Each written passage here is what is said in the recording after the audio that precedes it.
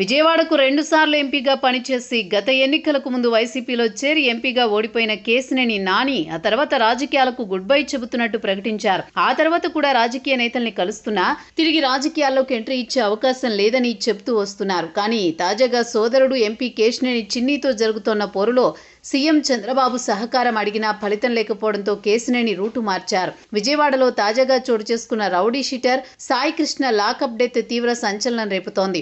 విజయవాడ కృష్ణలంక పోలీసులు సాయి కృష్ణను బలవంతంగా ఎత్తుకొచ్చి మరీ లాకప్ డెత్ చేయడమే కాకుండా అతని శవాన్ని సైతం మాయం చేశారన్న వార్తలు ప్రభుత్వాన్ని ఉక్కిరి బిక్కిరి చేస్తున్నాయి.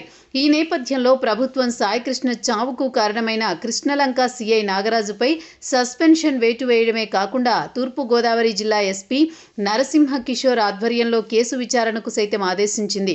ఈ నేపథ్యంలో కేశినేని నాని రంగంలోకి దిగారు. విజయవాడ పోలీసుల తీరుపై ఆగ్రహం వ్యక్తం చేస్తూ ఇవాళ కేశినేని నాని ఘాటు ట్వీట్ పెట్టారు. విజయవాడలో పోలీసు రాజ్ లాకప్లో అనుమానాస్పద మరణంపై ఉన్న మచ్చలను బదిలీలు చెరిపివేయలేవు అంటూ కేశినేని ట్వీట్ చేశారు.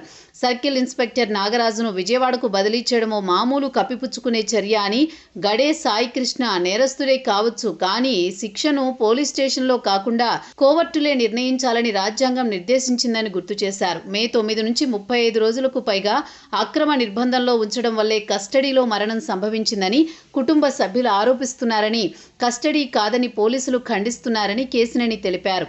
ఏపీ హైకోర్టు దీనిపై తీవ్ర అనుమానం వ్యక్తం చేస్తూ జూన్ 29 అధికారులను సాయి కృష్ణను హాజరుపరచాలని లేదా వారిపై ఎఫ్ఐఆర్ నమోదు చేయాలని ఆదేశించినట్లు వెల్లడించారు.